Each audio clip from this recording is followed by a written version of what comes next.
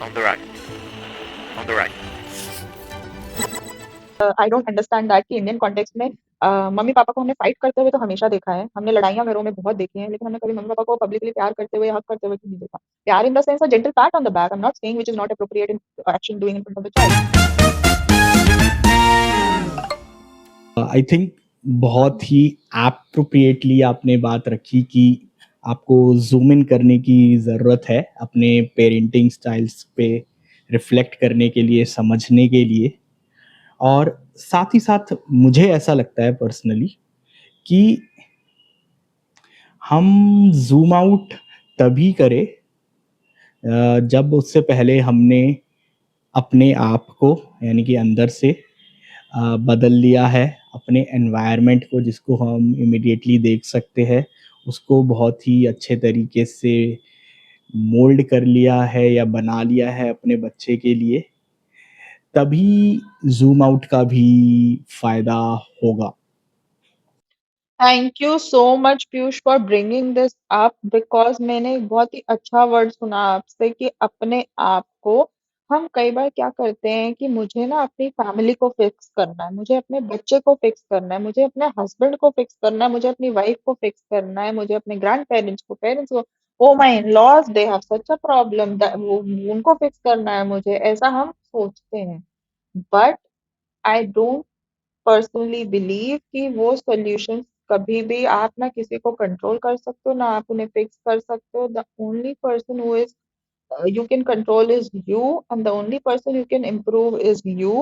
And you do that as a human being, automatically your relationships, your family, your children, everything will rise up. क्यों? क्योंकि there's this biggest thing that verbally and parenting styles will not transfer when you say, when you preach, and when people will see this podcast, it won't come up as uh, explicitly as what you are doing as a couple, as a family in actions.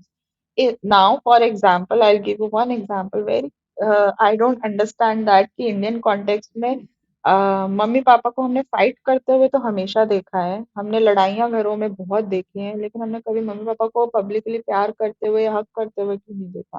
प्यार in the sense a gentle pat on the back. I'm not saying which is not appropriate in action doing in front of the child. Maybe a small gesture, because culturally हमारे यहाँ तो it's a taboo or it's a big no. Maybe in West they do it very often. But why fighting in front of, I never understand this कि why fighting in front of child or abusing in front of child is okay, but loving, gesture like loving is a big no. Loving and not in a sexual context but in a non-sexual context, having a sense of intimacy, which should be the ideal case. They will know कि बड़े होके husband wife mummy papa कैसे एक दूसरे के साथ रहने चाहिए, कैसे एक दूसरे की इज्जत करनी चाहिए, कैसे प्यार से बात करनी चाहिए। बट हम example में act, so all are, if the husband and wife are very respectful to each other, the child will be automatically, what the context is कि कई बार father जो है वो respectful नहीं होता mother के लिए, so the child learns that कि मम्मी को तो कभी भी disrespect कर सकते हैं, mummy is taken always for granted sometimes, ठीक है। और maybe I am not like here saying कि मैं जेंडर डिस्क्रिमिनेशन या ऐसे कुछ फेमिनिज्म की बात, बट हो सकता है उल्टा भी हो कि may be mother is not treating the father right, तो उस केस में फादर का वही टेम्परामेंट बच्चे उस चीज को कि माय फादर तो even doesn't earn enough money for us, है ना, तो और my father is very bad to my mother, ठीक है, तो वो अपब्रिंगिंग लेके ही your actions speak a lot than your words. आप बच्चे को कभी भी वर्बली कुछ नहीं सिखा सकते, आप जो प्रैक्टिसेस कर रहे हैं, आप जो एक्शंस कर रहे हैं, they will imbibe you. And back to the same point, if you focus on yourself, if you improve yourself, automatically I am reflection of my own parents, so my child will be reflection of the parents we are, so they will imbibe, so try to create that in your, खुद को sort करोगे तो वो चीज आपको help करेगी। बिल्कुल। तो मुझे लगता है हम दोनों एक ही बात कह रहे थे और मैं इसको just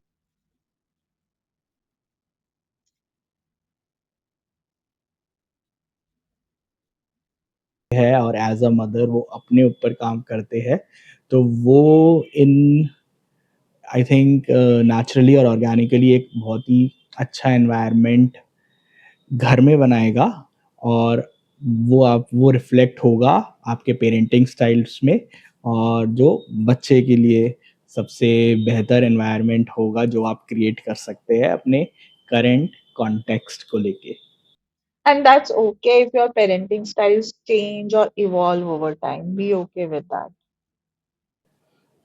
I totally agree with you, and मुझे लगता है आपने थोड़ी देर पहले ये बात बोली भी थी कि पेरेंटिंग इवॉल्व होती है विद टाइम, एंड ये उस पे भी डिपेंड करता है कि बच्चा किस स्टेज पे है, अर्ली चाइल्डहुड, मिडिल चाइल्डहुड और adulthood. Or, uh, right, stages of child life also and stages of your own life also. Right, you might be doing a career switch, you might be doing a country switch. ठीक है, तो क्या उस चीज का बच्चे पे impact नहीं आएगा या आपके पेरेंटिंग स्टाइल पे नहीं आएगा? हो नहीं सकता, पेरेंटिंग प्रैक्टिस पे नहीं आएगा। I will give you an example. जैसे recently one of my friend, she move to a different country like right from here. The child was staying here for 2 3, मतलब ऐसा था कि उसका इनिशियल प्री स्कूल चल रहा था, वहां जाके भी उसका प्री स्कूल चला। ठीक है, तो क्या उसके कॉन्टेक्स्ट में डिफरेंस नहीं आएगा? मे बी उस as a family they are facing a new environment, right? Parents को तो चैलेंजेस है ही है, ट्रांजिशन है ही है। It's a big transition for a preschool child to adapt from Indian preschool to an new maybe Japanese preschool. I have seen kids, matlab, as I told you, I've been there in Japan for 2 years, तो मैंने थोड़ा सा वो भी observe करने की कोशिश करी है कि इंडियन बच्चे कैसे हैं, इंडियन पेरेंट्स कैसे हैं, वहाँ पे कैसे हैं। And I have couple of friends in different nations, so I try to look at that also. तो वो एक, I was giving an example कि हो सकता है इंडियन कॉन्टेक्स्ट का बच्चा जब जापान जाता है तो वो कैसे शिफ्ट करता है, पेरेंटिंग स्टाइल कैसे शिफ्ट होता है। ऑस्ट्रेलिया जाता है तो वो बच्चे में क्या चेंजेस आते हैं।